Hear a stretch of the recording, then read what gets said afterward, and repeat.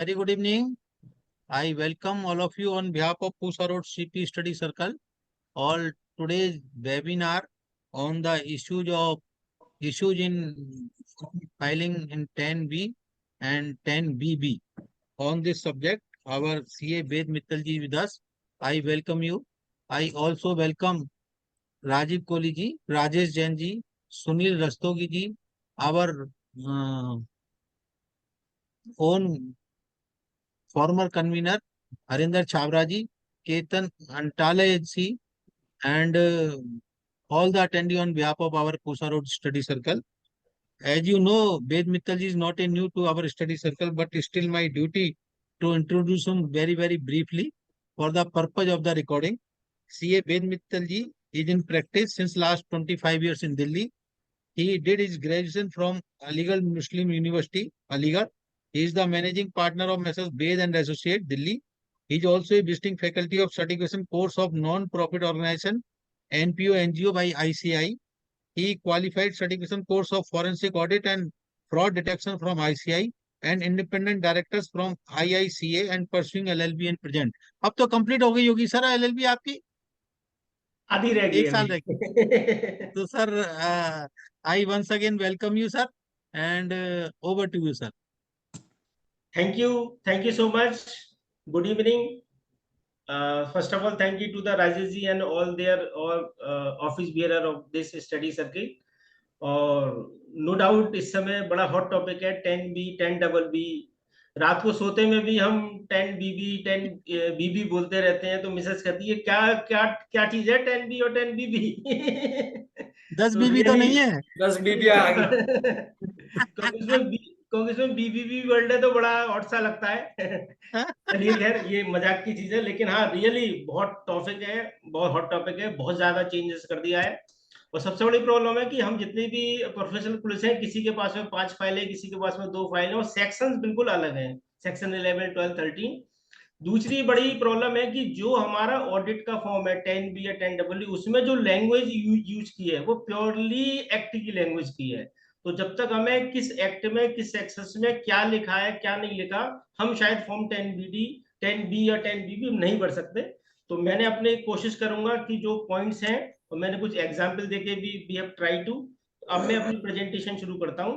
पहले प्रेजेंटेशन शुरू करूंगा 10BB के केस में, क्योंकि 10BB का मतलब है जिनकी 5 करोड़ तक की इनकम है, टर्नओवर है.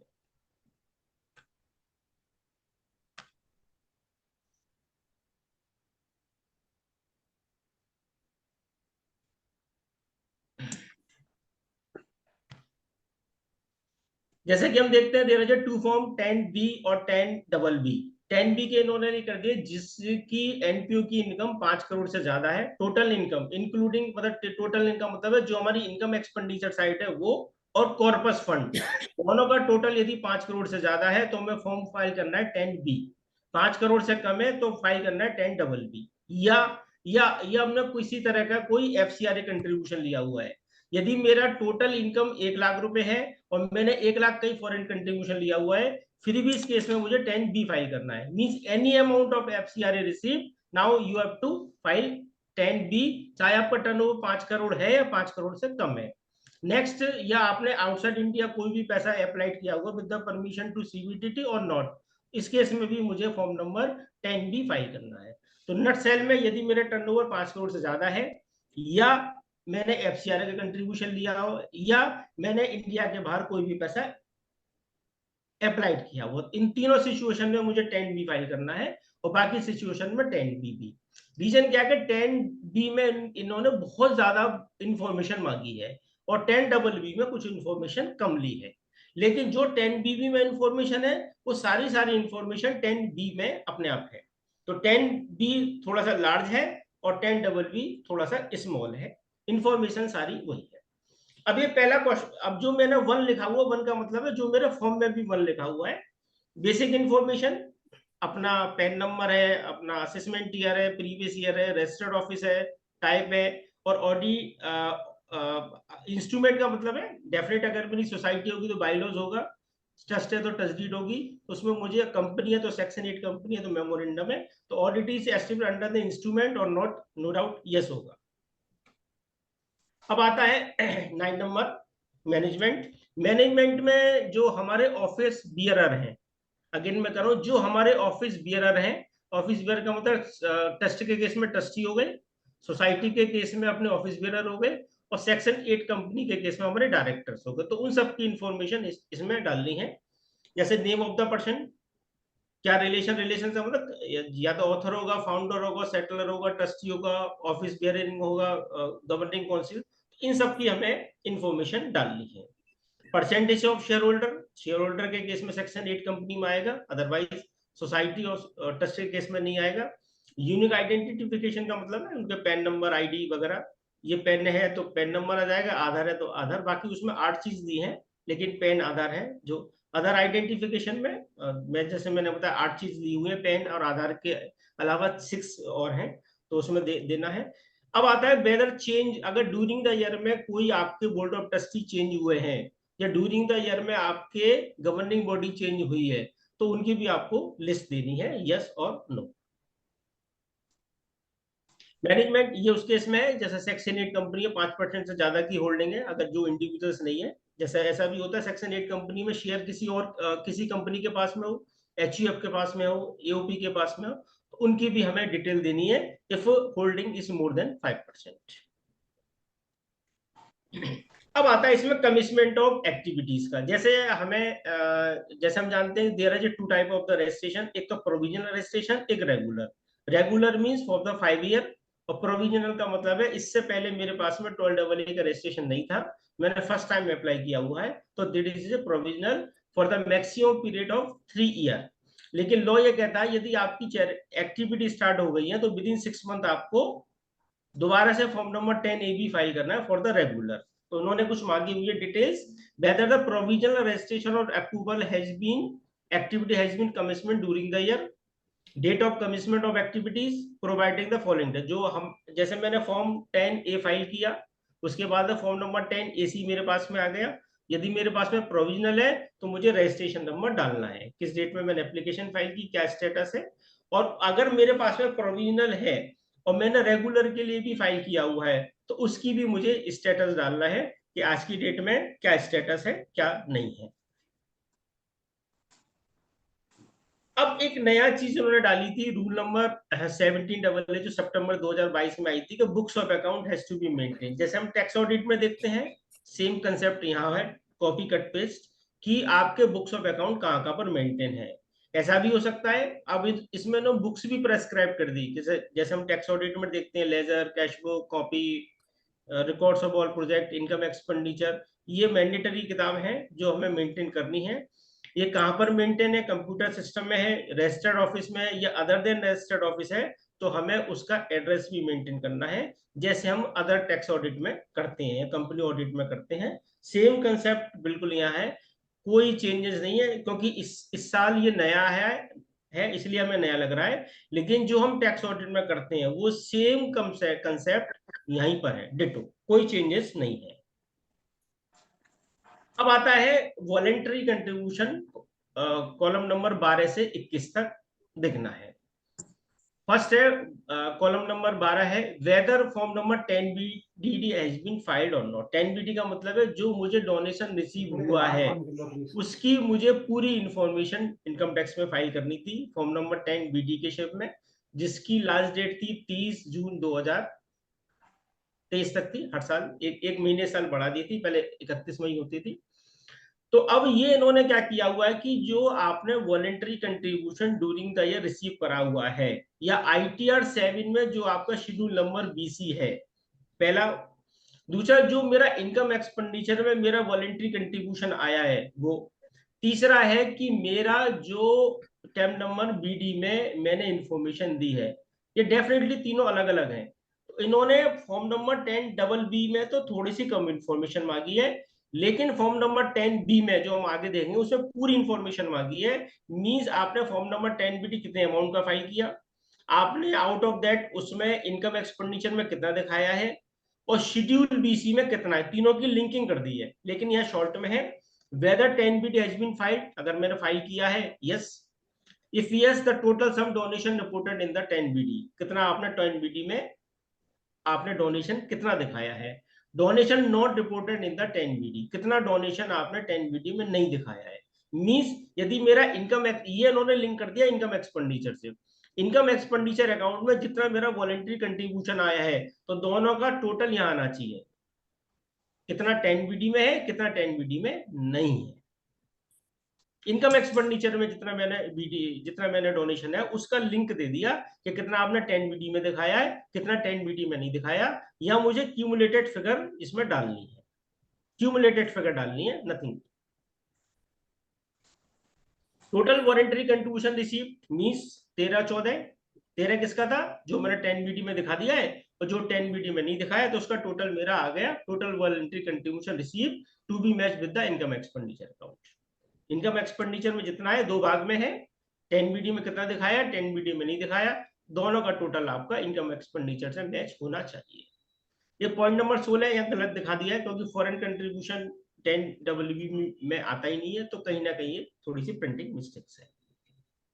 अब आ गया form number 7, point number 70, voluntary contribution receiving forming part of corpus. अगर मेरे पास में वॉलंटरी कंट्रीब्यूशन में कॉर्पस का जितना पोर्शन है, क्योंकि हम जानते हैं कॉर्पस मींस मेरी capital receipt, capital receipt means ये मुझे 11 मंडी का बेनिफिट मिलता है, अनलिमिटेड टाइम तक मुझे इसका बेनिफिट मिलता है। 85% की जो लिमिटेशन है वही अप्लाइड नहीं होती, बस सब्जेक्ट टू मुझे 11.5 में रखना है।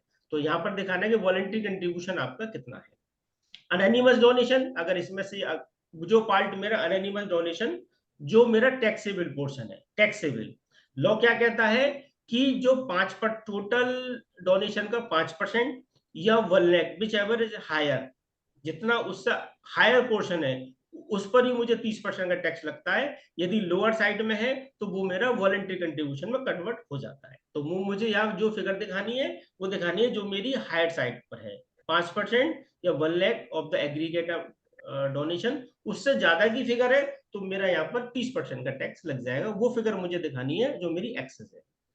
Application outside India for the approval, जैसे हम देखते हैं कि दो तरह की, अगर मेरा इंडिया के बाहर कोई एप्लीकेशन है, इंडिया के बाहर मैंने कोई पैसा खर्च किया हुआ है तो मुझे CBDT से परमिशन लेनी पड़ती है, और अगर नहीं ली तो वो अलग एक वायलेशन ऑफ द एक्ट है।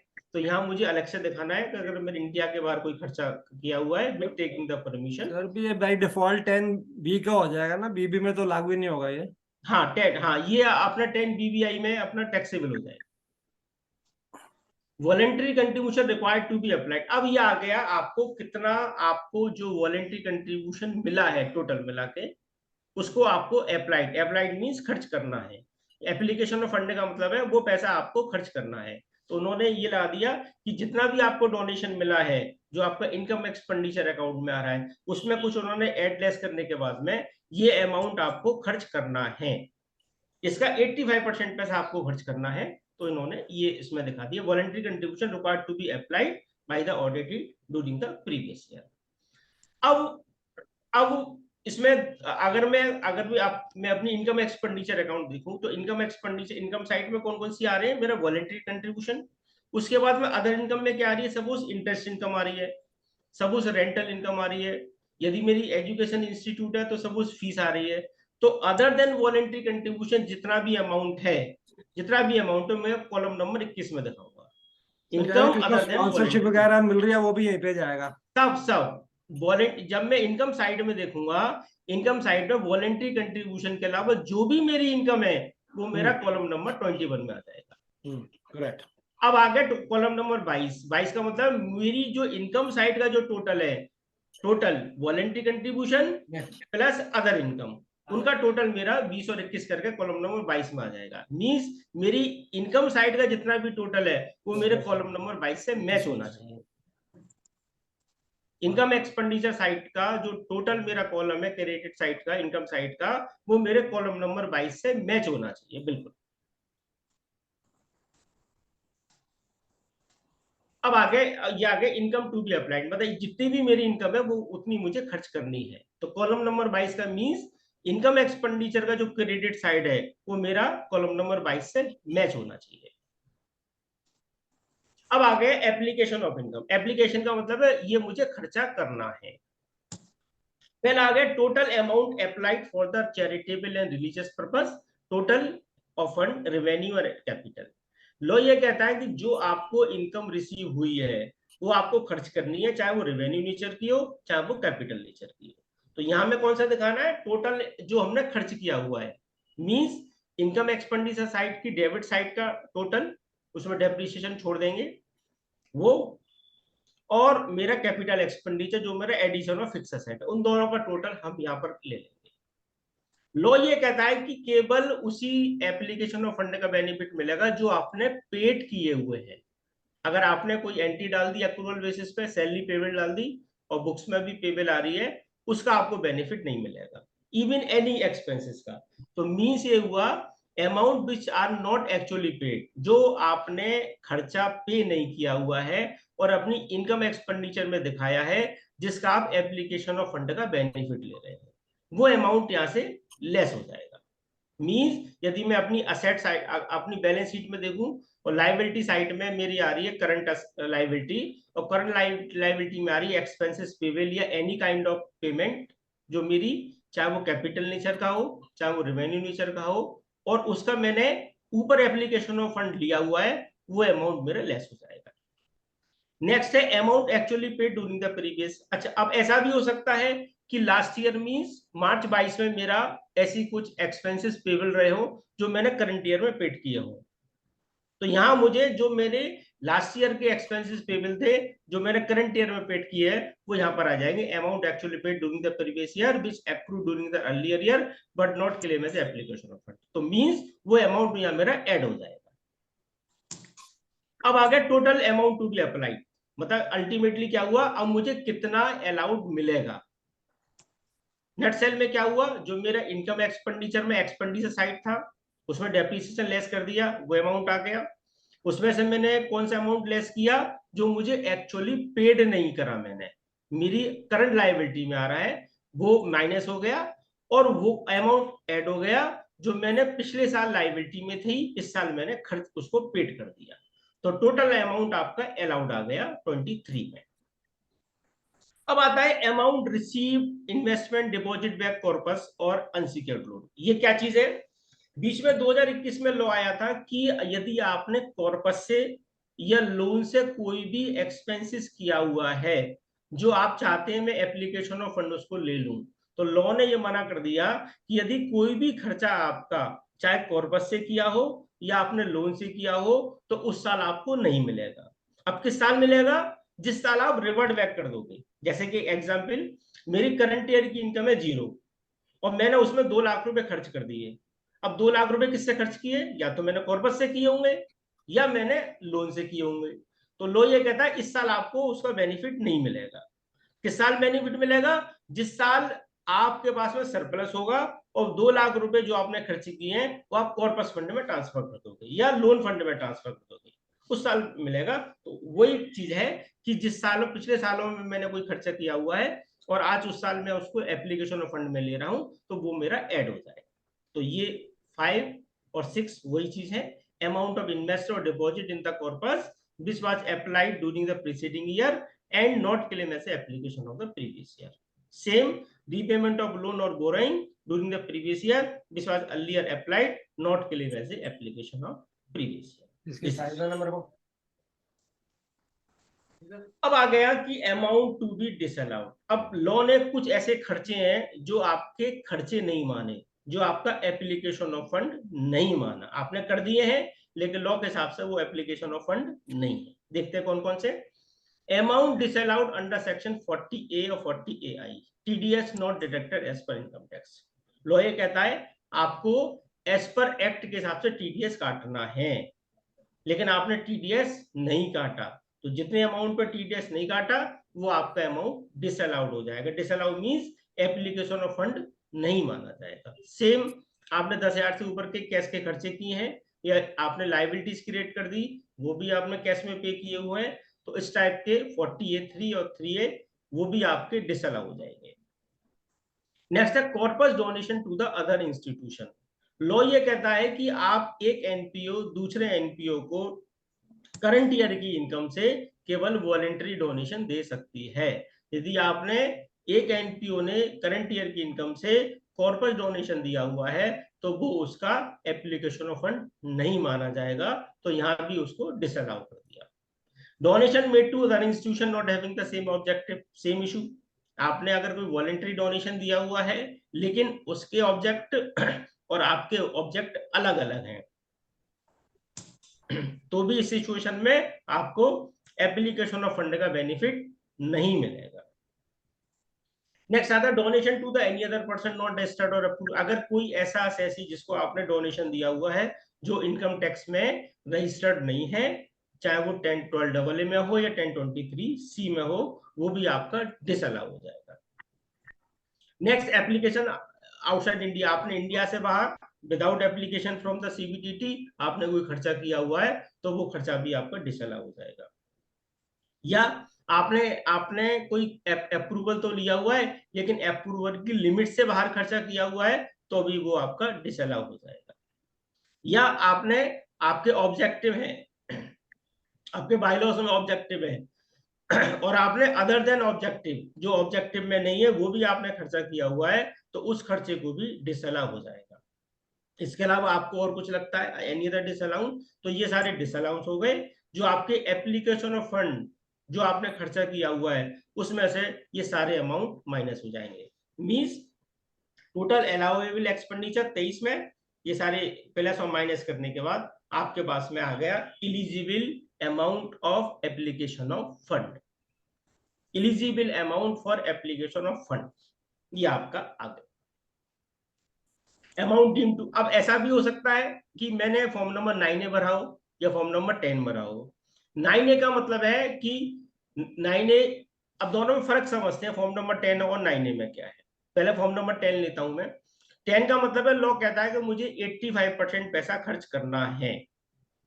अगर मेरा 85% पैसा खर्च नहीं हुआ तो मुझे क्या करना है, फॉर्म नंबर 10 फाइल करना है और जिसमें मुझे 5 साल का पीरियड मिलता है। मैं 5 साल तक कभी भी खर्च कर सकता हूं। मींस इसमें मैं क्या कर रहा हूं, अपने खर्चे को डीम्ड खर्चा मानते हुए फ्यूचर के लिए एक्सटेंड कर रहा हूं। अब आता है form number 9A। Form number 9A भरा जाता है दो सिचुएशन में। पहली सिचुएशन कि इनकम हैज नॉट रिसीव्ड, मुझे कोई इनकम रिसीव ही नहीं हुई लेकिन due to the principle of accounting मैंने उसको इनकम दिखाया है। बेस्ट एग्जांपल, मेरी कोई FDR है, 5 साल की FDR है, उस FDR की इंटरेस्ट मुझे मिल रही है लेकिन एक्चुअल में मिलेगा कब पैसा, जब वो FDR मेरी मैच्योर होगी। तो मेरे पास तो पैसा आया नहीं। तो अल्टीमेट लॉ ये कहता है अगर आपने कोई इनकम ऐसी दिखाई हुई है जो आपको एक्चुअल में रिसीव ही नहीं हुई, तो आप फॉर्म नंबर 9A भर दें, तो वो उस साल की मैं इनकम मान ली जाएगी जिस साल आपको रिसीव होगी। तो आपने क्या करा, उन इनकम को डेफर्ड कर दिया। दूसरी सिचुएशन इसमें आती है कि कोई इनकम आपको during the end of the year मिली। जैसे सपोज किसी ने मुझे डोनेशन दे दिया मार्च महीने में, क्या आपको खर्च करना है, मार्च में तो मैं खर्च कर नहीं सकता। तो इस सिचुएशन में भी मैं फॉर्म नंबर 9A फाइल कर सकता हूं, लेकिन उसमें मुझे पीरियड मिलेगा केवल 1 साल का, ओनली 1 ईयर का। इस सिचुएशन में मुझे फॉर्म नंबर 9A, तो हमने देखा 9A में मैं क्या कर रहा हूं, इनकम को डेफर्ड कर रहा हूं कि इनकम तो मैंने ले ली लेकिन उसको डेफर्ड कर दिया। और फॉर्म नंबर 10 में मैं क्या करता हूं, खर्चे को डेफर्ड कर रहा हूं, खर्चे को डेफर्ड कर रहा हूं कि मैंने खर्चा नहीं किया, वो मेरा डीम्ड एप्लीकेशन मान लिया और खर्चा मेरा डेफर्ड हो गया। तो बेसिकली ये फर्क है फॉर्म नंबर 9 और 10 का। तो अब क्या हुआ, मेरी जो एप्लीकेशन थी मैंने उसमें कुछ का 9A कर दिया, कुछ का 10 कर दिया। तो अब मेरी क्या हुआ, जो मेरी इनकम आई, इनकम से मेरा एप्लीकेशन में फंड लेस हो गया।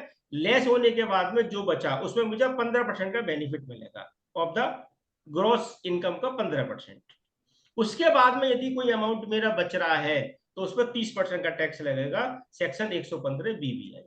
पहले क्या था कि जो 115 BBI नहीं था, पहले क्या था कि जो मुझे बच रहा है उस पर भी 2.5 लाख का छूट मिलती थी और इंडिविजुअल रेट लगते थे। अब मुझे ना तो 2.5 लाख की छूट मिलेगी और अगर मेरा बच रहा है 15% के बाद एप्लीकेशन के बाद तो मुझे 30% का टैक्स देना है। अब प्रॉब्लम आती है मेरे पास में क्या ऑल्टरनेट है। सपोज एक एग्जांपल, 10 लाख रुपए की मेरी इनकम है और इलिजिबल जो मेरा एप्लीकेशन ऑफ फंड है वो 8 लाख रुपए का है। तो 10 - 8 2 लाख, 15% का मुझे डिडक्शन मिल गया तो 1.5 लाख। अब कितना बचा, 50,000। तो आप 50,000 को करने के लिए मेरे पास में दो ऑप्शन है, या तो मैं 115 BBI में 30% टैक्स दे दूं, या मैं फॉर्म नंबर 10 फाइल कर दूं। There is no other alternate. ठीक है, ये हमारी टैक्सेबल इनकम आ गई फॉर्म नंबर 22 तक। सर स्मॉल क्वेरी, जैसे मैं फॉर्म नंबर 10 प्रीवियस ईयर में फाइल किया, इस साल उसका खर्चा कहाँ दिखाऊंगा? हम तो उसके अंदर कम कर देंगे। नीचे आएगा, वो नीचे आएगा सर अभी। अच्छा, ये कॉलम नंबर 27 में आएगा। अभी हम चल रहे हैं 24। अब आ गया 25 डीम्ड इनकम। डीम्ड इनकम का मतलब है, जैसे मैंने किसी साल फॉर्म नंबर 9A फाइल किया, किसी पिछले सालों में मैंने फॉर्म नंबर 9A फाइल किया, उसमें मैंने कोई इनकम को डेफर्ड कर दिया कि साहब मेरे एंड ऑफ द ईयर मिली है, मैं नेक्स्ट ईयर खर्च कर दूंगा, और नेक्स्ट ईयर मैंने खर्च नहीं किया, तो जो अमाउंट खर्च नहीं किया उस अमाउंट पर 30% का टैक्स लग जाएगा एज पर सेक्शन 115 BBI। ये आ गई deemed income as per the section 11(1)(b). आगे अब आ गया 25B deemed income as per the 11(3). 11(3) का मतलब है जो मैंने 11(2) में फॉर्म नंबर 10 फाइल किया 5 साल के लिए, मुझे 5 साल के लिए लॉ ये है कि अगर आपने फॉर्म 10 फाइल किया है, 5 साल के लिए फाइल किया हुआ है, और 5वें साल में आपने खर्चा नहीं किया, तो रिमेनिंग जो अनस्पेंड मनी है उस पर भी 30% का टैक्स लग जाएगा। तो उन्होंने यहाँ 30% का टैक्स ले लिया, 30% का टैक्स ले लिया। अब ये तो 115 BBI के इन्होंने कॉलम वाइज दे रहे हैं, 25 25B। अब आ गया 25 income accumulated other than charitable purpose. Income accumulated as per section 11(5) not utilise 11(2). जब हम 11(2) में फॉर्म नंबर 10 फाइल करते हैं तो उसमें एक ऑब्जेक्टिव होता है कि मैं इस पर्पस के लिए इस पैसे को खर्च करूंगा, और उसको उस पैसे को मुझे 11(5) में रखना होता है। 11(5) का मतलब है मुझे उसको सेपरेट बैंक अकाउंट में रखना है, FDR करनी है, वट जो 11(5) में क्राइटेरिया दे रखे हैं। यदि मैंने वो पैसा 11(5) में नहीं रखा, तो अगेन उस पर भी 30% का टैक्स है उस अमाउंट पे जो मुझे 11(5) में एलिजिबल डिडक्ट में रखना था, मैंने नहीं रखा। अब आता है exceed payment section 13(1)(c) means related party transaction. मेरे रिलेटेड पार्टी ट्रांजैक्शन है, आर्म लेंथ प्राइस है, कुछ नहीं है। यदि मैंने आर्म लेंथ प्राइस से ज्यादा पेमेंट किया हुआ है रिलेटेड पार्टी को, तो जितना मैंने एक्सेस पे किया हुआ है उस पर भी 30% का टैक्स लगेगा। ये कौन जस्टिफाई करेगा? ये जस्टिफाई करेगा ऑडिटर। क्या आपने अपने रिलेटेड पार्टी को इतने पैसे दिए, वो जैसे हम टैक्स ऑडिट में करते हैं, वो सेम कंसेप्ट है यहाँ पर। सर वहां पे सर्विसेज लिखा है, अगर किसी ने रेंट ले रहा है ट्रस्टी, तब तो उसमें कवर नहीं होगा। हाँ जी। अब आ रहा है इन्वेस्टमेंट नॉट मेड 11(5). जैसे मैंने कहा 11(5) को मैं रखना है। 11(5) में दो चीजों को रखूंगा, या तो मैंने फॉर्म नंबर 10 फाइल किया है, एक्यूमुलेशन करा है, या मेरा कॉर्पस फंड अनयूटिलाइज्ड है। उन दोनों को मुझे 11(5) में रखना है, और मैंने 11(5) में नहीं रखा है, तो मुझे वो अमाउंट क्वांटिफाई करना है जो 11(5) में नहीं है। अकॉर्डिंगली उस पर भी 30% का टैक्स लगेगा। नेक्स्ट अमाउंट इनकम एक्सीड, ये मैंने 15% बता दिया। नेक्स्ट आता है anonymous donation 115 BBI। BBI means 5% और 1 lakh whichever higher of the aggregate amount. जैसे सपोज मुझे 3 करोड़ का डोनेशन मिला है टोटल, वॉलेंटरी, कॉर्पस, अनोनिमस, तीनों मिला के 3 करोड़ रुपए का, लेकिन मेरा अनोनिमस डोनेशन है इसमें 10 लाख रुपए केवल। तो 3 करोड़ का 5% 15 लाख, और 1 lakh whichever is higher means 15 lakh higher है, और 10 लाख मुझे मिला है, तो ये 10 लाख पर मुझे टैक्स नहीं लगेगा। 10 लाख मुझे वॉलंटरी में कन्वर्ट हो जाएगा। लेकिन अगेन ये एग्जाम्पल, ये मुझे 16 लाख मिलता आउट ऑफ 3 करोड़, तो 1 लाख रुपए, 1 लाख जो होता वो मेरा टैक्सेबल हो जाएगा जी। तो ये हमें क्वांटिफाई करके देना है कि अनोनिमस डोनेशन जो लिमिट से बाहर है वो कितना है, उसमें अपना 30% का टैक्स लग जाएगा। अब आपका जो क्वेश्चन था अभी राजीव जी का, कि जो मैंने पिछले सालों से मैं खर्च कर दिया वो कहाँ आएगा, ये आएगा आपका कॉलम नंबर 27 में, जिसमें अभी मैं डिस्कस करूंगा। Application of income accumulation under the third provision, जो मैंने फॉर्म नंबर 10 फाइल किया था, उसका मैंने करंट ईयर में कुछ एप्लीकेशन कर दिया, तो उस एप्लीकेशन को कहां लिखूंगा, वो यहां पर आएगा। अब इसमें मुझे दो चीज ध्यान में रखनी, मैं थोड़ा सा एग्जाम्पल देकर करता हूं। मेरी करंट ईयर की इनकम है 100 रुपीज, और मैंने करंट ईयर में खर्चा किया हुआ है 105 रुपए। अब आउट ऑफ 105 में 25 रुपीज मेरा पिछले सालों का एक्यूमुलेशन का खर्चा है, पिछले सालों का एक्यूमुलेशन का खर्चा है। तो मैं उसको दो भाग में डिवाइड करूंगा, क्योंकि इनकम एक्सपेंडिचर में एक्सपेंडिचर है 105, तो मैं क्या करूंगा 80 तो लिखूंगा कॉलम नंबर 23 में, और 25 लिखूंगा कॉलम नंबर 27 में, यहां पर इस बारे में। अगर मेरा टोटल एक्सपेंडिचर 105 है, जिसमें 25 रुपीज ऐसा पोर्शन है जो मेरा एक्यूमुलेशन से मैंने खर्च किया हुआ है, पिछले सालों में मैंने फॉर्म नंबर 10 फाइल किया था, जिसमें 25 रुपीज मैंने इस साल पे खर्चा कर दिया, क्योंकि मेरा इनकम एक्सपेंडिचर तो क्यूमुलेटेड बनेगा, 105 आएगा वहां। अब मैं अपनी प्रेजेंटेशन कैसे करूंगा, 80 रुपीज दिखाऊंगा मैं कॉलम नंबर 23 में, और 27 कॉलम में दिखाऊंगा 25 रुपीज,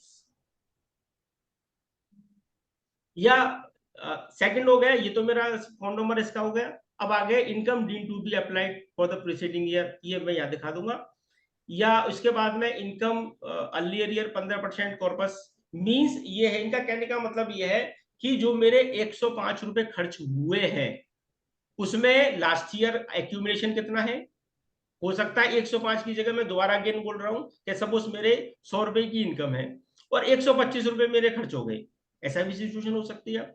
और उस 125 रुपए में 20 रुपए मेरे ऐसे थे जो एक्यूमुलेशन का पार्ट था, जो मैंने एक्यूमुलेशन करा हुआ है, तो मैं क्या करूंगा, एक 125 माइनस 20, 105। अब 105 में लो ये कहता है कि आपकी जो 100 की इनकम है तो आपका केवल मैक्सिमम अमाउंट 100 ही एप्लीकेशन हो सकता है करंट ईयर में, मैक्सिमम अमाउंट मतलब आपकी माइनस में नहीं हो सकती। तो 100 रुपीज जो मेरी इनकम है और मेरे 125 रुपए का मेरा टोटल करंट ईयर का खर्चा है, जिसमें 20 रुपीज मेरे पिछले सालों के एक्यूमुलेशन के हैं, और 5 रुपए जो मैंने किए हुए हैं वो मैंने कॉर्पस से किए हुए, या 15% एक्यूमुलेशन से किए, या मैंने बोरोड फंड से किए। अच्छा, तो मुझे यहाँ पर उसका फ्लो बना के देना है, very important, thank you. 27 column number में, और ऊपर जो लिख रहा है कॉलम नंबर 23 में वो मुझे करंट ईयर की जो एप्लीकेशन है वो लिखना है, मींस 80 रुपीज। आई मीन अब सबको क्लियर हो गया हो, क्योंकि सबसे ज्यादा यस सर, कंफ्यूजन ये है। Clear sir? Yes sir. चलिए अब आगे बढ़ते हैं। अभी ये कुछ है, पर्सन की डेफिनेशन है कि पर्सन कौन कौन से होते हैं 13(3) में। यहाँ बहुत इशू है, और टू मच इशू, क्योंकि इन्होंने रिलेटेड पार्टी ट्रांजेक्शन्स में दिए हुए हैं, और रिलेटेड पार्टी ट्रांजेक्शन में ये इन्होंने डेफिनेशन दी है कोडिंग की। अगर आपका ऑथर है, या ये कोडिंग हमें डालनी पड़ेगी 1 2 3 4 5 फाइल में, और ये आईटीआर 7 में भी सेम क्राइटेरिया है। अब इन्होंने क्या किया, पहले ये था, ये इन्होंने अभी मेरे 10 दिन पहले नोटिफिकेशन आ गया, पहले क्या लैंग्वेज थी आप सुने, यदि किसी पर्सन ने पिछले सालों में आज तक यदि 50,000 से ज्यादा डोनेशन दिया हुआ है एग्रीगेट अमाउंट, आप सुनिए, यदि किसी ने 15,000 रुपए मुझे 5 साल में दे दिए तो उसके 75,000 रुपए हो गए, तो he will be a specified person. अब आप देखो करंट ईयर में अगर बैलेंस शीट में फाइल कर रहा हूं तो मुझे क्या पता है कि एसएससी ने पिछले 10 साल में क्या दिया हुआ है। अब उन्होंने एक नोटिफिकेशन निकाल दिया अभी जो 15 दिन पहले आया है, कि पिछले सालों का आप नहीं देखेंगे, यदि करंट ईयर में 50,000 से ज्यादा आपने किसी पर्सन ने डोनेशन दिया हुआ है तो it is to be specified person, ये चेंज आया है। तो ये इन्होंने डाल दिया कंट्रीब्यूशन ड्यूरिंग द ईयर्स, पहले ये था aggregate amount during the previous years था वर्ड, अब इन्होंने चेंज कर दिया है इसमें। अब ये रिलेटेड पार्टी ट्रांजेक्शन है सारे, आपने कोई प्रॉपर्टी रेंट की है, बिल्डिंग रेंट पे की है, सैलरी दे रहे हैं, किसी तरह की सर्विसेज है, कोई सिक्योरिटी आपने परचेज की है, प्रॉपर्टी आपने ये कोई इन्वेस्टमेंट करा है, इन सब के ट्रांजेक्शन्स के अगर आपने आर्म लेंथ प्राइस से ज्यादा पे किए हुए हैं तो आपको ऑडिट रिपोर्ट में इसको मेंशन करना है। जो amount exceed arm length price से वो आपको मेंशन करते हुए उस पर ऑटोमेटिकली 30% का टैक्स लग जाएगा सेक्शन 31(2) में। एक्सीलेंट। अब ये कुछ स्पेसिफाइड वॉल्यूशन उन्होंने दिया हुआ एक्ट में आ गया था 2022 के बजट में, यदि किसी भी तरह का कोई स्पेसिफाइड वॉल्यूशन हुआ है तो आपका रजिस्ट्रेशन कैंसिल हो जाएगा। अब अच्छा, जब हम रिटर्न भरते हैं तो असेसिंग ऑफिसर को तो पता ही नहीं है भी आपने स्पेसिफाइड वॉल्यूशन किया है नहीं किया, तो अभी ऑडिटर की जिम्मेदारी है कि वो इन चीजों को देखे कि आपने किसी भी तरह का कोई वॉल्यूशन तो नहीं किया। जैसे income applied other than object, आपका ऑब्जेक्ट है जिस पर्पस के लिए आपने बनाया है उसी पर्पस के लिए आपको खर्च करना है, लेकिन आपने अदर देन ऑब्जेक्ट पे खर्च किया हुआ है, तो लॉ के हिसाब से आपका रजिस्ट्रेशन कैंसिल हो जाएगा।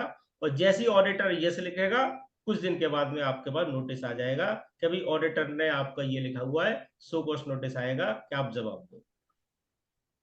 बिजनेस नॉट बिजनेस इंसिडेंटल है, no separate books of account. आपका इंसिडेंटल बिजनेस है, आपने separate books of account maintain नहीं रखा, क्योंकि आईटीआर 7 में 11.4 और 11.4 की फिगर अलग अलग जानी है,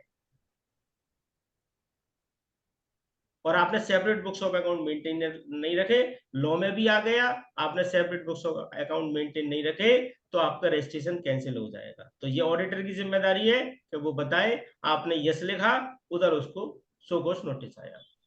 इनकम में applied for the private religious trust, आपने ट्रस्ट बना लिया चैरिटेबल आपने, लेकिन इनकम अपने प्राइवेट रिलीजियस ट्रस्ट में ट्रांसफर कर दी, अप्लाइड कर दी, उसको डोनेशन दे दिया। Benefit to the any particular community और कास्ट, ये लॉ में वैसे भी है, हमारा सेकुलर कंट्री है। नो जेन्युइन एक्टिविटी आपकी नहीं है।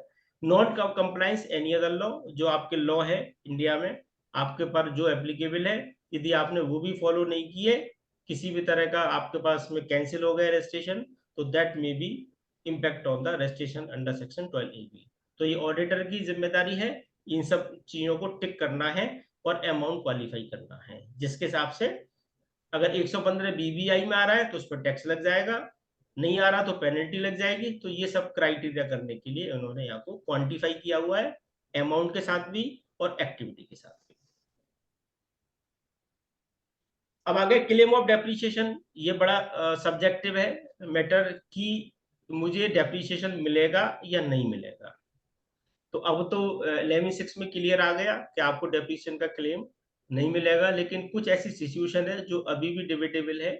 11(6) ये कहता है कि आपने at the time of purchase of fix asset, आपने यदि एप्लीकेशन ले लिया है उसका डेप्रिसिएशन नहीं मिलेगा, लेकिन बहुत सारी ऐसी सिचुएशन है जहां हम फिक्स एसेट को परचेस करते हैं और एप्लीकेशन उसका नहीं लेते, तो क्या उस सिचुएशन में डेप्रिसिएशन मिलेगा या नहीं मिलेगा, it is a some debatable issue. दूसरा इसमें आ गया है कि जो आपने खर्चा किया हुआ है कैश में उसी का ही बेनिफिट मिलेगा, डेप्रिसिएशन में नॉन कैश आइटम है, तो वहां भी कहीं ना कहीं दोनों चीज कॉन्ट्राडिक्टरी करती हैं। तो इस पे जो अपनी एप्लीकेशन ऑफ फंड है उसको देखते हुए ये अपने डिसीजन लें, कॉल लें कि मुझे डेप्रिसिएशन डिसअलाउ करना है या एप्लीकेशन ऑफ फंड में लेना है। नेक्स्ट आ गया whether the audit is required to deduct, वो सेम जो हम टैक्स ऑडिट में करते हैं टीडीएस की, तो उस हिसाब से हमको देना है। कोई इंटरेस्ट पे की है तो इंटरेस्ट की फिगर देनी है।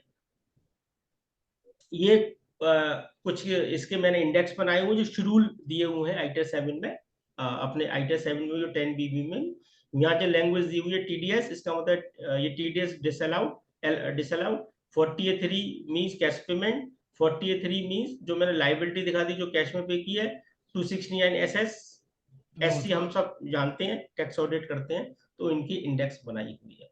ये सारे शेड्यूल्स हैं जो एज पर ऑडिट बोर्ड दे रखे हैं, ये हमारे लिए कोई नए नहीं है, सेम वही है जो हमारे टैक्स ऑडिट में होते हैं, डिटो, नथिंग न्यू। अब हम आते हैं कुछ सिचुएशन क्रिएट किया मैंने, तो कि बहुत बड़ी प्रॉब्लम्स आ रही है कि हम क्या करें। पहली सिचुएशन है, मैं फॉर्म नंबर 10BB की बात कर रहा हूं, अभी 10B की बात नहीं कर रहा। टोटल रिसीप्ट मेरी 100 रुपीज की है और एप्लीकेशन ऑफ फंड मेरा 105 का है। तो नाउ द क्वेश्चन इज कि पॉइंट नंबर 23(1) जो अभी हम कर रहे थे एप्लीकेशन ऑफ फंड में, मैं कितना लिखूंगा, 105 लिखूंगा या 100? आंसर इज 100, क्योंकि नेगेटिव नॉट अलाउड। यदि आपने 105 लिख दी, इनकम मेरी 100 रुपए की है, तो टैक्सेबल इनकम मेरी कितनी आ जाएगी, -5, जो कि अलाउड नहीं है। अगर आप भरेंगे तो आपकी रिटर्न नहीं जाएगी, वो तो ले रहा है -5, फॉर्म नंबर 10 भी तो ले रहा है माइनस में, लेकिन जब आप करेंगे तो कहीं ना कहीं नोटिस में आ जाएगी। तो इट इज एडवाइजेबल कि आपकी एप्लीकेशन ऑफ फंड को रिड्यूस करके उसको 100 कर दें, चाहे आपका 105 खर्च हो रहा हो, उसको रिड्यूस करके 100 कर दें। दूसरी सिचुएशन, मेरी टोटल रिसीव है 100 रुपीज की, एप्लीकेशन ऑफ फंड है 80 का, ठीक है। अब पॉइंट नंबर 23(1) मैं कितना डालूंगा 80, और यदि पॉइंट नंबर 23(6) में 5, अब मेरे पास में दो ऑप्शन है, 100 रुपए की मेरी इनकम है, 80 रुपए का मेरा एप्लीकेशन ऑफ फंड है, 15% का मुझे डिडक्शन मिल गया, तो मेरी टैक्सेबल इनकम होगी 5 रुपीज। अब मेरे पास इसमें दो ऑप्शन है, या तो मैं टैक्स दे दूं 115 BBI में 5 रुपए पर 30%, या फॉर्म नंबर 10 फाइल कर दूं। यदि मैं फॉर्म नंबर 10 फाइल करता हूं तो मेरा पॉइंट नंबर 23 का 17 में 5 रुपीज आ जाएगा, और पॉइंट नंबर 23 में 19 नंबर में 15 रुपीज है। 15 मीन्स जो 15% का डिडक्शन होता है। ये मैंने कुछ एग्जाम्पल सिचुएशन के हिसाब से क्लियर किए हुए हैं। अब सिचुएशन नंबर 3, टोटल रिसीव 100 की है, करंट ईयर एप्लीकेशन 70 का है, एप्लीकेशन फॉर एक्यूमुलेशन, एक्यूमुलेशन का जो अभी मैं बात कर रहा था, तो अगर करंट ईयर की मेरी इनकम एप्लीकेशन 70 है तो मैं पॉइंट नंबर 23 का 1 में 70 लिखूंगा, और पॉइंट नंबर 27 के ए में लिखूंगा 20, और 10 लिखूंगा मैं 23 का 19 नंबर में 10 रुपीज।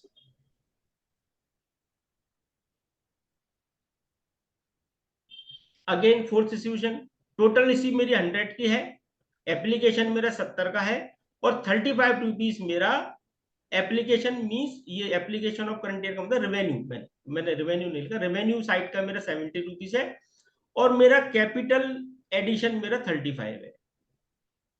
तो मैं पॉइंट नंबर 23 में ये टोटल कितना होगा 70 + 35 105, अगेन 105 लिख नहीं सकता, तो मुझे पॉइंट नंबर 23 1 में कितना लिखना है 70 + 30 100। एक एग्जाम्पल और है, तो उसके बाद फिर हम फॉर्म नंबर 10B की तरफ मूव करेंगे। टोटल रिसीव मेरी 100 रुपीज की है, एप्लीकेशन ऑफ फंड मेरा 90 है, और अमाउंट नॉट एक्चुअल पेड मेरा 10 रुपीज है, सबके साथ है। तो पॉइंट नंबर 23 1 में मैं 90 लिखूंगा, पॉइंट नंबर 23 सेकंड में मैं 10 लिखूंगा, पॉइंट नंबर 23 19 में मैं 50 लिखूंगा, तो मेरी एप्लीकेशन ऑफ फंड कितना हो गया 90 - 10 80 प्लस 15% का मुझे बेनिफिट 95। अब 5 जो बच गए मेरे पास में दो ऑप्शन, या तो फॉर्म नंबर 10 फाइल करूं या मैं टैक्स दे दूं। So these are the example. Now with the query of the form number 10. Rajesh ji आप क्वेरी ले ले फॉर्म नंबर 10BB के केस। भाई साहब क्वेरीज अपनी 7 आई हुई है क्वेश्चन आंसर बॉक्स में। जी पहली एक क्वेरी है हरीश सचदेवा जी की, फॉर्म 10 फाइल्ड 5 years बैक और filed in any proceeding assessment year, and form 10 filed for this year 22-23, where to show in form number 10BB। देखिए फॉर्म 10BB में ये आएगा फॉर्म 27 का जो मैंने आपको बताया था, ये नंबर और ऊपर नहीं यहाँ पर है, अभी मैं एक्यूमुलेशन का दिखाया था, एक्यूमुलेशन मेरा 20 का है, 27 का ए में जितना मैं एक्यूमुलेशन करूंगा, और इसके साथ साथ इनका शेड्यूल आईटीआर में, आईटीआर शेड्यूल नंबर आई है वहां भी मुझे शो करना है। दूसरी चीज इस चीज को ध्यान में करेंगे कि अब जो रिटर्न मेरी फाइल होगी हमें साथ साथ चलना है, एक तरफ रिटर्न बनानी है, दूसरी तरफ अपनी ऑडिट रिपोर्ट बनानी है, दोनों आपस में मैच होनी चाहिए। अगर मिसमैच हो गई तो again in notice you have to receive. हम लोग क्या कर रहे हैं, पहले टैक्स ऑडिट रिपोर्ट बनाते हैं, फिर साथ साथ आईटीआर 7 बढ़ते हैं, फिर 7 में पूरा कंप्यूटेशन चेक करते हैं, फिर अपनी ऑडिट रिपोर्ट चेक करते हैं, दोनों मैच है, then first we file the audit report, then after ITR 7। चलो नेक्स्ट क्वेश्चन है, पवन गुलाटी जी पूछ रहे हैं, whether selling books and uniform is part of main object in school. No, it is a incidental business, section 11(4)A में cover होगा। इसके लिए आपको separate books of account maintain करने हैं, और सेपरेट बुक्स ऑफ अकाउंट में भी दो चीज करनी है, यदि आपका टर्नओवर 1 करोड़ से ज्यादा हो गया तो उस सेपरेट बैंक अकाउंट की उस बुक्स की भी टैक्स ऑडिट आप अलग करेंगे 44AB में भी। सर उसकी टैक्स ऑडिट कैसे अलग होगी जब पैन नंबर सेम है तो? नहीं सर, उसमें लॉ में ये है कि अगर आपका 11(4) या 11(4)A में कोई बिजनेस इनकम है तो उस बिजनेस इनकम की टैक्स ऑडिट अलग से फाइल होगी, और इसकी आपकी ऑडिट रिपोर्ट 10B और 10BB की अलग से फाइल होती है, लॉ कहता है। तो डाटा जो जाएगा सर आईटीआर में वो मर्ज होके जाएगा फिर तो? नहीं नहीं नहीं, डाटा तो, हाँ डाटा तो मर्ज होकर जाएगा। 11(4)A की ITR 7 में अलग से कॉलम दिए हैं आपको, ठीक है। वो ठीक है डाटा भैया। वहां फिट होगा, फिर कंप्यूटेशन में आ जाएगा। लेकिन ऑडिट रिपोर्ट आपकी दो फाइल होंगी, टैक्स ऑडिट और एक आपकी statutory audit form number 10B या 10BB। नेक्स्ट क्वेश्चन अनुज जी पूछ रहे हैं, whether income from sale of capital assets also to be mentioned in at column number 21? Yes definitely, क्योंकि देखो Definitely. अब देखिए क्या रहता है, मैं अगेन एक एग्जांपल और दे रहा हूं उसमें। मेरी 1 लाख रुपए की लैंड है बुक्स में, जो मैंने बेची है 1 करोड़ रुपए की। अब मैं अकाउंटिंग के हिसाब से उसमें क्या करूंगा, अकाउंटिंग के हिसाब से करूंगा profit on sale of fix asset 99 lakh, अपनी बुक्स ऑफ अकाउंट बन जाएगी, खत्म हो जाएगी। लेकिन यहाँ ये कहता है कि जो आपको नेट कंसिडरेशन मिला है 1 करोड़ रुपए, इट इज योर इनकम। तो हम क्या करेंगे, शेड्यूल नंबर AI जो अपना है, जहां आप इनकम देखते हैं, तो वहां था sale consideration from the sale of fix asset, वहां अपना दिखा देंगे 1 करोड़ रुपए। वो 1 करोड़ रुपए आपकी इनकम हो गई, उसका आपको 85% खर्च करना है। अब इसमें दो ऑप्शन है, 85% खर्च कर दिया तो कोई इशू नहीं है। उसमें जो भी मैं नई फिक्स एसेट खरीदूंगा, जो भी मैं नई फिक्स एसेट खरीदूंगा, वो मेरा एप्लीकेशन में फंड हो जाएगा एज ए कैपिटल एसेट। और साथ साथ मुझे 11(1)A का इसमें ITR 7 में दिया हुआ है, वहां भी मुझे फिल करना है। गंगा झा जी का एक सर इंटरेस्टिंग क्वेश्चन है, actually we have filed form 10B in place of 10BB, will we have to file 10BB again और व्हाट अदर देखिए, ऑप्शन? हाँ बिल्कुल कर सकते हैं। पहले उसको आपको कैंसिल करना पड़ेगा, कैंसिल जैसे हम टैक्स ऑडिट में भी कैंसिल करते हैं, कैंसिल करके रिवाइज फाइल कर सकते हैं। तो यहाँ भी ऑप्शन है, आप उसको कैंसिल करेंगे पहले, फिर दोबारा फाइल करेंगे। लेकिन इट इज आपके लिए है कि विद इन टाइम कर ले तो अच्छा है, नहीं तो टाइम निकल जाएगा तो फिर नहीं कर पाएंगे आप। नेक्स्ट क्वेश्चन है हितेंद्र ठक्कर साहब का, trust received corpus donation for building construction rupees 10 lakh, जी already applied for building construction, जी still corpus fund showing in trust fund account credit and building in fixed assets where to show in 10B and balance sheet in ITR 7? जी, देखिए अब इसमें क्या है कि जो भी मुझे कॉर्पस मिलता है वो मेरा क्यूमुलेटेड फिगर में बैलेंस शीट में आता है, और जो मैं फिक्स असेट में एडिशन करता हूँ वो भी मेरी क्यूमुलेटेड करके वो फिगर जो आती है वो मेरी बैलेंस शीट में आती है एज ए फिक्स असेट। ये तो ITR, ये तो बुक्स ऑफ अकाउंट का रहा। अब ITR 7 में मुझे दिखाना है शेड्यूल नंबर BC में कॉर्पस फंड 10 लाख रुपए, और जो 10 लाख रुपए होंगे वो मेरे ऑटोमेटिकली कंप्यूटेशन ऑफ इनकम में 11(1)D में एग्जाम्प्ट हो जाएंगे। अब आपकी बात रही शेड्यूल नंबर J की आती है ITR में, वहां आपका अनयूटिलाइज यदि आपका है तो वो 0 हो जाएगा। ड्यूरिंग द ईयर आपने कॉर्पस रिसीव किया हुआ 10 लाख का, वो आ जाएगा। ड्यूरिंग द ईयर एप्लीकेशन आपने 10 लाख की है, वो आ जाएगी। क्लोजिंग बैलेंस आपका 0 हो जाएगा। तो अल्टी एक तो ये हो गया। दूसरा आपको क्या करना है, शेड्यूल नंबर R इन्होंने दिया हुआ है, शेड्यूल नंबर R ITR 7 में, वहां भी आपको क्यूमुलेटेड फिगर देनी है जो आपकी कॉर्पस की आ रही है, वो आ जाएगी। और उसके साथ करस्पॉन्डिंग आपको देनी है कि वो अमाउंट आपका एप्लीकेशन में होगा फिक्स एसेट में, तो फिक्स एसेट में वो लिख देंगे। देव किशन तापरिया जी पूछ रहे हैं, CSR donation not spent whether form 10 to be filed? देखिए साहब, अब CSR जो रिसीव होता है दो सिचुएशन के रिसीव होता है। पहला, यदि आपका 3 साल 1 साल से ज्यादा का प्रोजेक्ट है, तो आप उस अमाउंट को 1 साल से ज्यादा, तो उसको अमाउंट को आप करंट लाइबिलिटी में ट्रांसफर कर देंगे। जैसे सपोज एक कंपनी ने CSR दिया और आपके साथ एग्रीमेंट हुआ कि इस पैसे को आप 3 साल में खर्च करना है, तो लॉ के हिसाब से क्या हुआ, 1 साल की आप इनकम बुक करेंगे और पिछले आगे वाले 2 साल की आप करंट लाइबिलिटी में ट्रांसफर कर देंगे।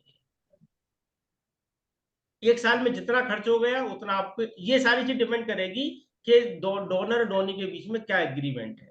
यदि 1 साल का एग्रीमेंट है तो कोई इशू नहीं है, आप इनकम में दिखाओ। नहीं खर्च हुआ तो फॉर्म नंबर 10 फाइल कर दो, there is no issue. Next question है, sir please explain reconciliation of corpus fund in ITR 7?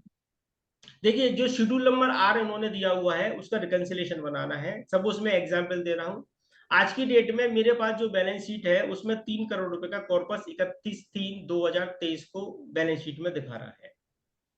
अब मैंने जो 3 करोड़ रुपए लिए हुए हैं वो डेफिनेट कहीं ना कहीं मैंने खर्च किए हुए। अब मैं अगेन एग्जाम्पल दे रहा हूं, उस 3 करोड़ में 3 करोड़ रुपए मेरे खर्च हो गए, और उस 3 करोड़ रुपए की मैंने आज से 10 साल पहले बिल्डिंग खरीद ली, और बिल्डिंग का डेप्रिसिएशन ले लेके मेरी जो WDV वैल्यू आ रही है वो 1.5 करोड़ रुपए आ रही है, या चलो 1 करोड़ 60 लाख ले लेता हूं। अब मैं क्या करूंगा, शेड्यूल आर में आएगा मेरा कॉर्पस फंड 3 करोड़ रुपए, वो मेरा जब मैं बैलेंस शीट फिलअप करूंगा ना तो वहां से पिकअप कर रहा है शेड्यूल आर का। तो मेरी जो बैलेंस शीट में कॉर्पस कितना है, 3 करोड़ रुपए, वो ऑटोमेटिक फिगर मेरी शेड्यूल आर में आएगी 3 करोड़ रुपए।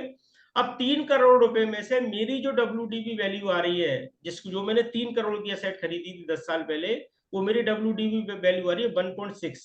तो वहां आ रहा है फिक्स असेट, फिक्स असेट के सामने मैं लिख दूंगा, ये लैंड एंड बिल्डिंग भी आ रहा है वर्ड, तो मैं 1.6 वहां लिख दूंगा, और रिमेनिंग जो 1.4 है वो मेरा डेप्रिसिएशन में हो गया, वो मैं डेप्रिसिएशन के आगे लिख दूंगा 1.4। मीन 3 करोड़ रुपए मैंने लिए कॉर्पस के, जो मैंने खर्च कर दिए, जिसमें WDV वैल्यू आज की डेट में 1.6 है, और 1.4 का डेप्रिसिएशन मैं ले चुका हूं, तो 3 करोड़ आपस में मैच हो जाएंगे। नेक्स्ट क्वेश्चन है भाई साहब हितेंद्र ठक्कर साहब का, trust receive corpus donation of building, अच्छा ये तो हो गया है या चेंज किया है ना, एक सेकंड सर।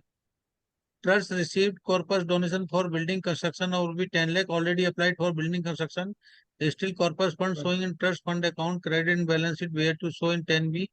चलो ये तो हो गया सर क्वेश्चन। जी हो गया। कमल खंडेलवाल जी पूछ रहे हैं, sir donation received but activities not started, जी only repair and maintenance and general expenses done, whether it is covered under activities started and 6 month close of final registration applicable। देखिए sir, मैं बताऊं law के हिसाब से क्या हुआ है, जो आपको इनकम रिसीव हो रही है, it is not a start your charitable activity. Start कब होती है, जब बैंक से पेमेंट जाना शुरू हो जाता है। तो जिस दिन से आपका बैंक से पेमेंट जाना शुरू हो जाएगा, वो डेट से लेके विद इन 6 मंथ तक आपको दोबारा से फॉर्म 10AB फाइल करना है for getting the regular. Prem ji पूछ रहे हैं, in case of religious trust who is also running physiotherapy but no option religious cum charitable, form 9 can be postpone till its receipt of maturity after 7 years if FD is made for 7 years।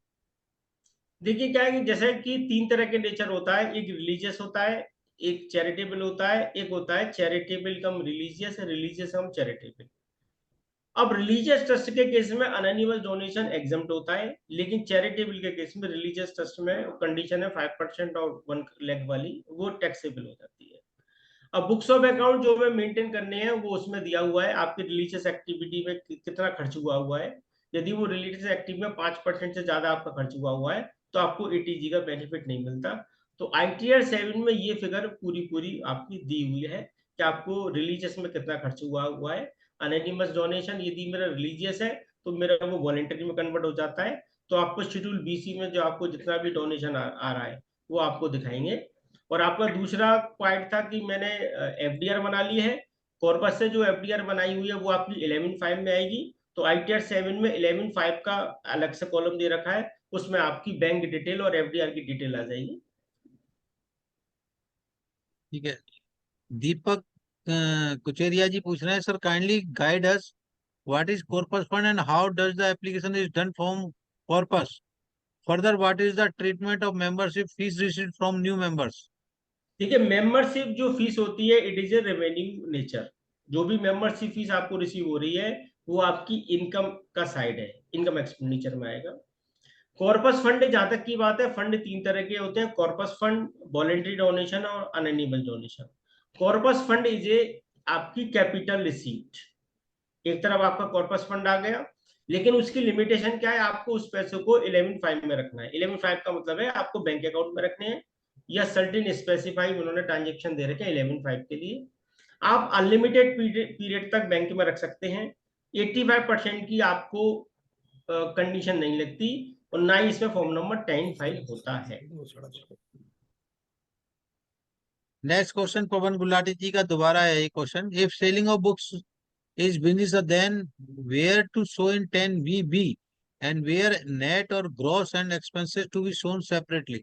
नहीं, यहाँ नहीं देना है आपको, 10BB में नहीं देना है। 10BB में आपको क्यूमुलेटेड फिगर डालनी है, ये ITR 7 में आपको सेपरेट दिखाना है 11.4A के केस में। हरेश गुनवानी जी पूछ रहे हैं, payment made to company for service where the trustee is director, so it is payment to specific person, हाँ, what amount is to be disclosed, the amount paid or the amount which is more than the arm's length price? देखिए उसमें दोनों amount जा रहे हैं। अगर आपका access हो, उसमें लिखा हुआ है कि आपका एक्सेस अमाउंट है, तो आप यस करें कितना एक्सेस है।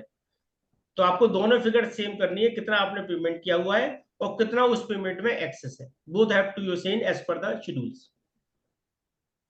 नीरज खन्ना जी पूछ रहे हैं sir, order of registration for already existing trust obtained in previous year, whether 10AB to be filed in this case? देखिए अगर आपने, जैसे मैंने कहा, दो तरह के रजिस्ट्रेशन थे। जिनके पास में ऑलरेडी 12AA के रजिस्ट्रेशन थे, उनको 31 मार्च 2022 तक फॉर्म नंबर 10A फाइल करना था। उसके बाद में 1 नवंबर के लिए बढ़ा था, एक दोबारा 30 सितंबर के लिए इस साल भी बढ़ा है। अगर आपके पास में ऑलरेडी रजिस्ट्रेशन था, फॉर्म नंबर 10AC आपके पास में आ गया और 10AC में ऑलरेडी 26-27 तक के लिए आपके पास में असेसमेंट ईयर लिखा हुआ है, उसमें कॉलम नंबर 6 या 7 में, तो आपके पास में है और 26-27 तक के लिए, तो अभी आपको नहीं फाइल करना है। आपको करना है सितंबर 2025 से पहले पहले, क्योंकि 6 महीने से पहले आपको दोबारा से फाइल करना है। अब आपके पास में जो रजिस्ट्रेशन है वो मार्च 2026 तक के हैं, तो मार्च 2026 से पहले आ गए सितंबर 2025, तो सितंबर 2025 से पहले आपको दोबारा से फॉर्म नंबर 10AB फाइल करना है, यदि आपके पास में 5 साल का रजिस्ट्रेशन है। इन्हीं का नेक्स्ट क्वेश्चन है, trust already having 80G registration delayed in filing form 10A for application, receive provisional order for registration, not file 10AB, what are the implication? अब दूसरी सिचुएशन आ गई कि आपके पास में प्रोविजनल रजिस्ट्रेशन है। पहले अभी तो मैंने बात की थी कि आपके पास में ऑलरेडी रजिस्ट्रेशन था, आपने फॉर्म 10A भी फाइल कर दिया, 10A आपके लिए वह 5 साल के लिए आ गया। दूसरा सिचुएशन आती है कि इससे पहले मेरे पास में रजिस्ट्रेशन नहीं था, मैंने प्रोविजनल के लिए फाइल कर दिया और प्रोविजनल मेरे पास में आ गया 10AC, लेकिन उस प्रोविजन की लिमिटेशन है अप टू 3 ईयर, या यदि मेरी कोई एक्टिविटी स्टार्ट हो गई है तो विद इन 6 मंथ मुझे दोबारा से फॉर्म 10AB फाइल करना है फॉर रेगुलर के लिए। यदि आपने नहीं किया तो आप तुरंत करना उसको। Next question, name is not disclose, corpus fund received for purchase of property about 10 year back, but property could not be purchased due to shortage of fund, amount invested in bank FDR, what will be status of corpus? कोई issue नहीं है, corpus आप unlimited time तक खर्च कर सकते हैं, कोई इशू नहीं है। आपकी बैलेंस शीट में एक तरफ कॉर्पस आ रहा है, दूसरी तरफ आपकी बैलेंस शीट में FDR आ रही है। बस आपको 11.5 की डिटेल फाइल करनी है। 11.5 की एक अलग से डिटेल है कि आपने 11.5 में कितना रखा हुआ है। दूसरा आपको शेड्यूल नंबर जे भरना है और जिसमें 11.5 में जो आपने इन्वेस्टमेंट किया हुआ है वो फिगर मारनी है आपको आइटर 7 में। नेक्स्ट क्वेश्चन सुमित गुप्ता जी पूछ रहे हैं, what about depreciation if purchase of assets is not used as application of fund, what about application of fund if expenses are done through CC limit as bifurcation of expenses will be difficult? देखिए जी, आपको पे करना है, चाहे आपने CC limit से किया या कुछ से किया, उससे कोई फर्क नहीं पड़ता। आपने पे कर दिया तो आपको बेनिफिट मिल जाएगा। दूसरा क्वेश्चन है डेप्रिसिएशन का। मैं डेप्रिसिएशन में ऑलरेडी आपसे डिस्कस कर चुका हूं कि अब ITR 7 में डेप्रिसिएशन आपको डिसअलाउ करना ही पड़ेगा। आप लिटिगेशन करना चाहें तो आप लिटिगेशन कर सकते हैं, it is up to your call, but present situation में depreciation not allowed. Next question Kamal Khandelwal ji पूछ रहे हैं, education institution not registered under section 1023C covered under 5 crore limit required audit? Yes, देखिए क्या है इसमें, एजुकेशन इंस्टीट्यूट के लिए दो ऑप्शन है। फर्स्ट, या तो वो 12AA में चला जाए या वो 1023C थर्ड AD में चला जाए।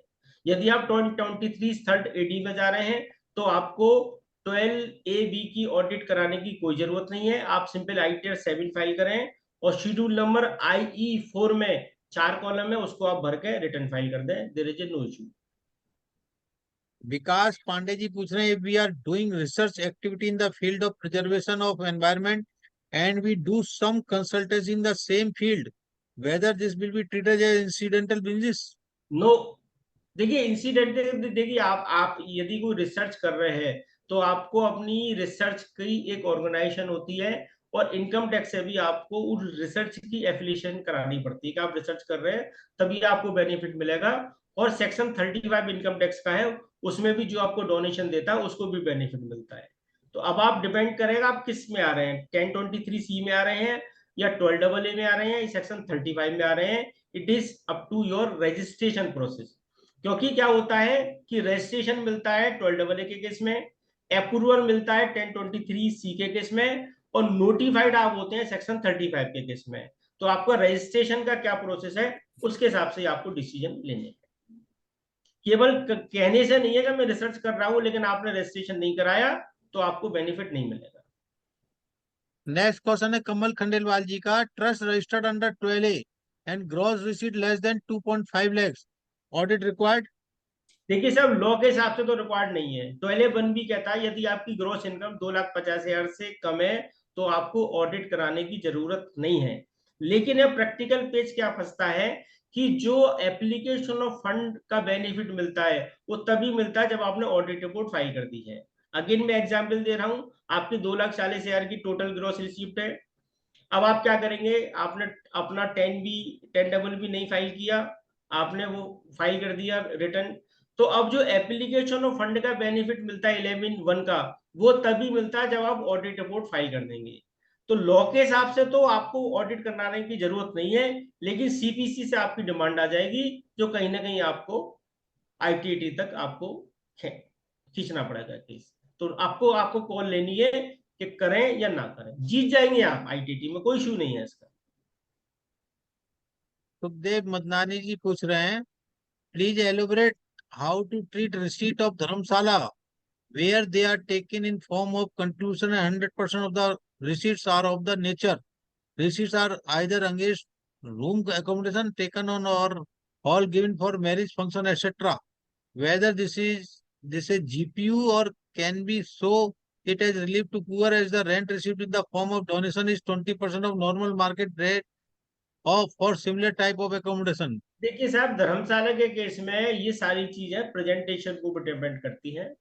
यदि आपने जो रसीद काट रहे हैं वो रेंट की काटी है तो ये बिजनेस इनकम हो जाएगी, और आपने डोनेशन की काटी है तो आपको रिलीफ ऑफ पुअर में चला जाएगा।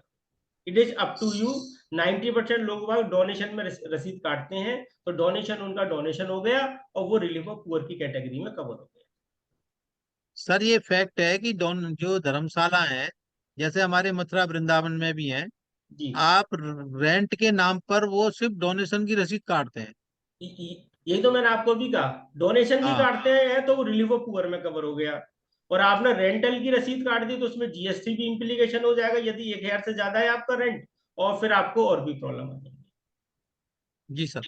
Next question Vikas Pandey ji, in case of restricted project grant is it mandatory to show revenue on cash basis और we are allowed to book revenue to the extent we have spent in the financial year.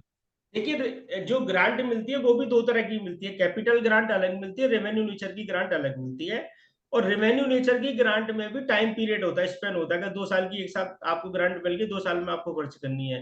तो it is depend on the nature of your grant. Capital nature है तो आप capital nature में डालेंगे ऐसे corpus fund, और आपकी revenue nature की है तो आप उसको इनकम बुक करेंगे। विद इन 1 ईयर है तो 1 ईयर का जो पोर्शन है उसको इनकम बुक करके आप खर्चे डालेंगे। नीरज खन्ना जी पूछ रहे हैं, sir what last date to file 10AB is now not available, now what to do in case of how to regularise the trust, a last date of apply of trust to file 10AB for 22-23 is 30/9/2023 and we are delay for 20 days। क्या नहीं remedy है देखिए, sir? Law के हिसाब से तो देखो क्या है, आपको 10AB फाइल करना था, विद इन 6 मंथ ही आपकी एक्टिविटी स्टार्ट हो गई है, या आपको मैक्सिमम 3 साल का पीरियड था। अब आपका कहना क्या ये है कि जो 30 सितंबर की डेट थी वो उन लोगों के लिए थी जिनकी 2 सिचुएशन में फॉर्म 30 सितंबर की डेट थी। पहली सिचुएशन ये थी कि जिन्होंने अपना रिन्यूअल नहीं कराया, मींस फॉर्म नंबर 10A नहीं फाइल किया। अप्रैल की डेट थी, नवंबर की डेट थी, अब वो 30 सितंबर तक हो गई कि आपको एक चांस दिया जिन असेसी ने अपने आप को रिन्यूअल नहीं कराया।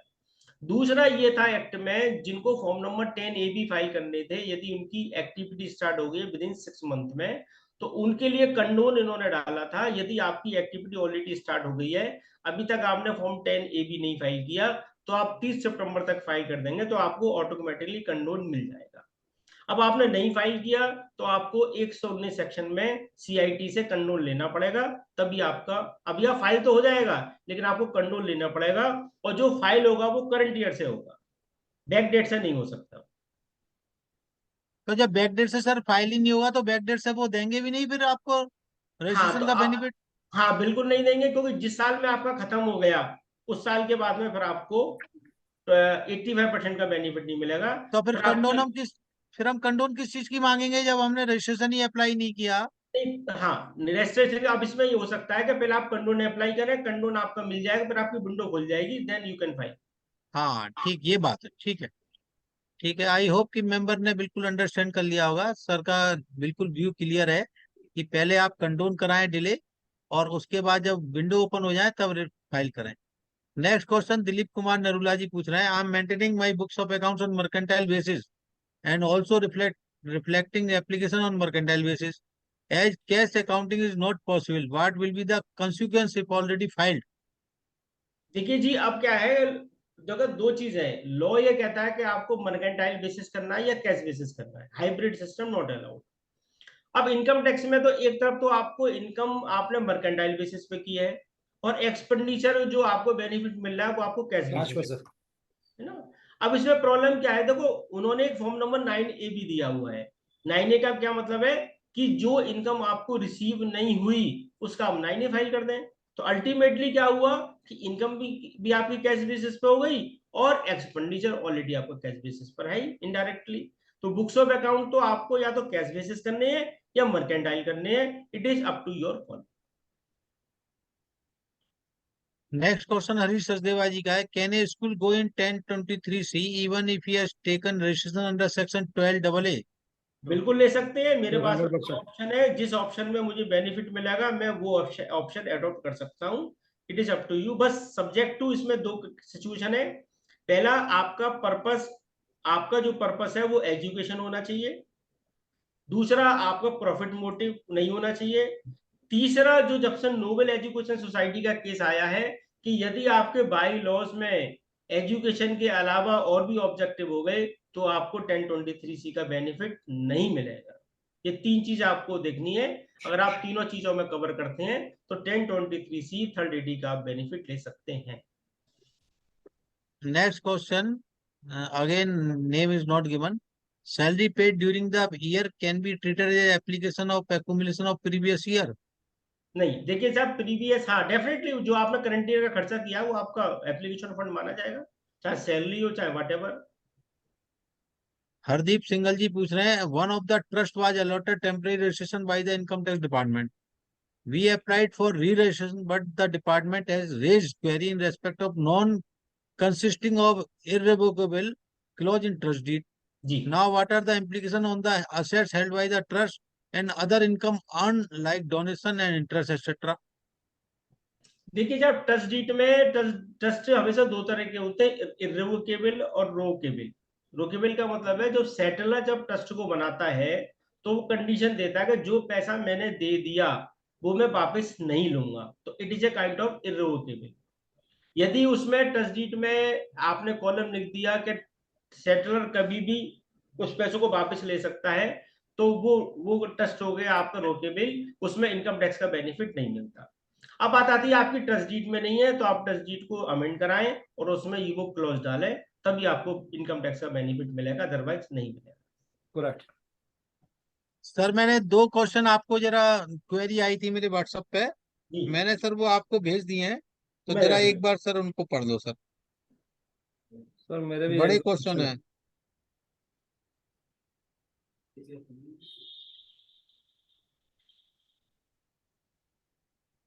आपने मुझे भेजे हैं? हाँ आप ही को भेजे हैं भाई साहब। जी अभी देखता हूँ उसको। हाँ आगे क्वेश्चन नंबर 1 है चैरिटेबल के, whether figure of the corpus fund reflected in the balance sheet as match with the specific investment and asset side means corpus fund will be always remain inactivate till the further corporation issue. देखिए मैंने अभी example दिया कि corpus fund का मतलब है जो balance sheet में मैं कॉर्पस फंड दिखा रहा हूँ। मैं बैलेंस शीट बना रहा हूँ 31 मार्च 2023 की, और 31 मार्च 2023 में मेरा कॉर्पस की क्यूमुलेटेड फिगर आ रही है सबको 3 करोड़ रुपए।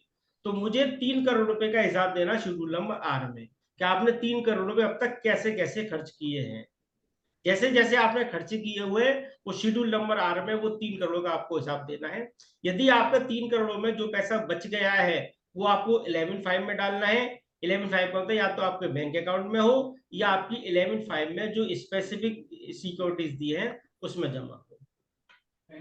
Access of income over expenditure separately देखिए, excess of income over expenditure जो है वो आपको 15% का बेनिफिट मिलता है।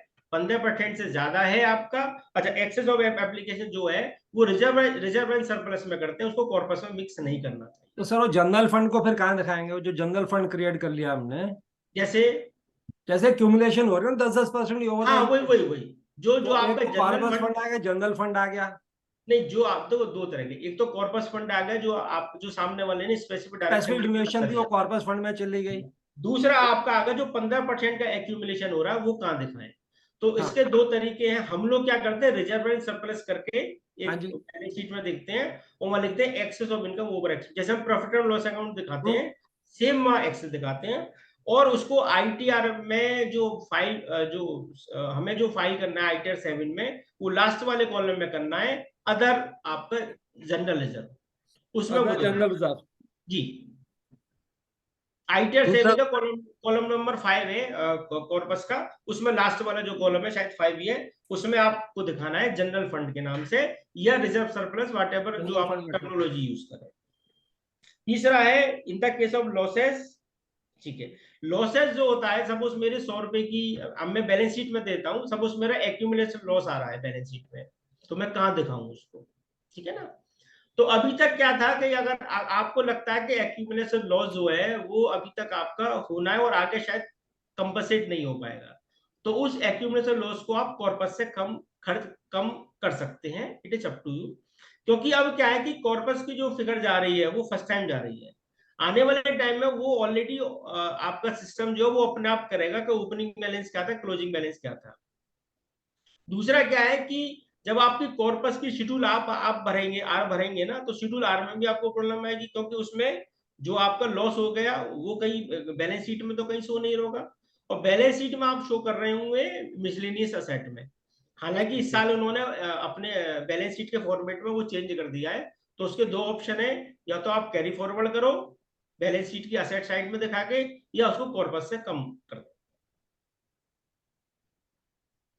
जी, अब दूसरा क्वेश्चन है कि टीडीएस के केस में इन्होंने माना है कि जितना अमाउंट आपने एप्लीकेशन ऑफ फंड में टीडीएस नहीं काटा हुआ है वो पूरा पूरा अमाउंट आपका एप्लीकेशन ऑफ फंड से कम हो जाए।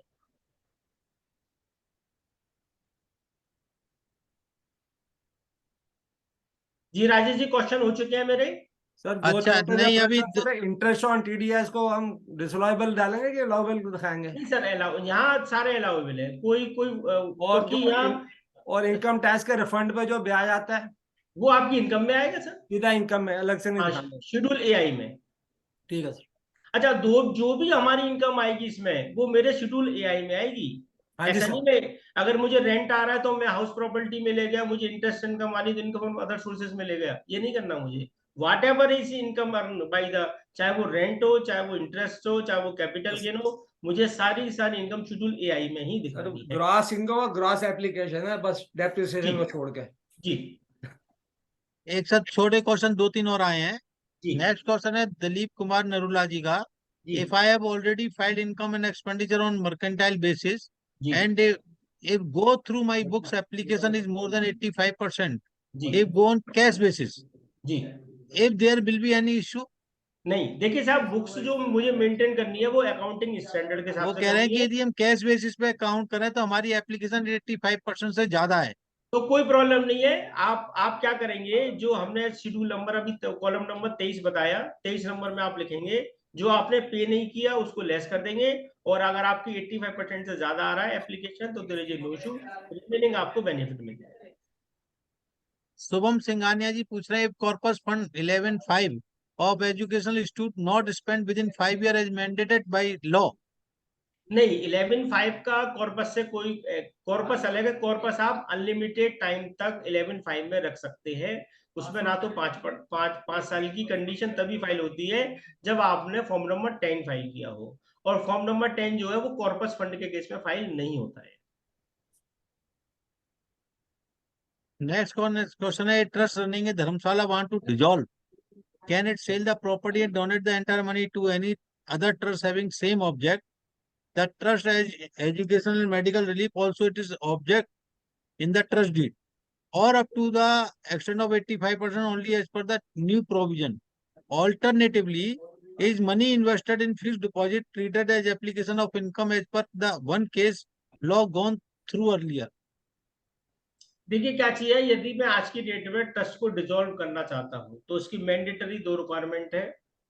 पहले आपको ट्रस्ट को डिसॉल्व करना है तो सबसे पहले आपकी जो असेट्स हैं उसको आपको डिस्पोज ऑफ करना पड़ेगा। डिस्पोज ऑफ के 2 तरीके हैं, या तो आप असेट को एज इट इज डोनेशन दे दो अदर ट्रस्ट को जो कि सिमिलर ऑब्जेक्टिव में है, या दूसरा है कि उसको बेचकर जो आपके पास में पैसा है उसको सिमिलर ऑब्जेक्टिव पे ट्रस्ट को डोनेशन दे दो बैंक से। There is only 2 way out. इसके बाद में बैलेंस शीट आपकी 0 की हो जाएगी, फिर आप एप्लीकेशन फाइल करेंगे, एप्लीकेशन फाइल करने के बाद में वो अब नंबर आपका सरेंडर हो जाएगा। क्योंकि यदि, और उसमें भी टाइम है विदिन 30 डेज का, आप एक रेजोल्यूशन पास करेंगे, पहले रेजोल्यूशन पास करने के विदिन 30 डेज आपको पूरी प्रॉपर्टी डिस्पोज ऑफ करनी है। आपने नहीं की तो 115 टीडी लग जाएगा, जो बड़ा हार्मफुल सेक्शन है। राकेश गोयल जी पूछ रहे हैं सर, मेरे पास व्हाट्सएप पे आया है ये, hospital running a medical shop, separate books maintain, is that GPU और incidental, audit required for shop if turnover exceed 10 crore? देखिए जी, मैं इसमें क्या रहता है कि जीपीयू की जो कंडीशंस है, एक 2 सेक्शन है 11.4 और 11.4A, ठीक है। अगर अगर मेरी, अच्छा, जीपीयू की कंडीशन तब होती है यदि जो मेरे, जैसे हमने देखा 2 सेक्शन 15 में 7th लिम में है, पहला एजुकेशन है, दूसरा मेडिकल है, प्रिजर्वेशन है, योगा है, मॉन्यूमेंट्स है, लास्ट में एजीयू जनरल पब्लिक का है। इन दोनों चारों के केस में जो ऊपर वाले सेक्शन है जीपीयू को छोड़कर, उसमें लागू होता है 11.4A। 11.4A का मतलब इंसिडेंटल बिजनेस। यदि मेरी मेडिकल शॉप है और मेडिकल शॉप है जो मेरी मेडिकल में कवर है, तो जीपीयू में वो कवर नहीं होता है, पहली बात। दूसरी बात आती है 11.4A में आपको separate books of account maintain करने हैं, और सेपरेट बुक्स हो गए तो वो आपको बिजनेस इनकम होगी।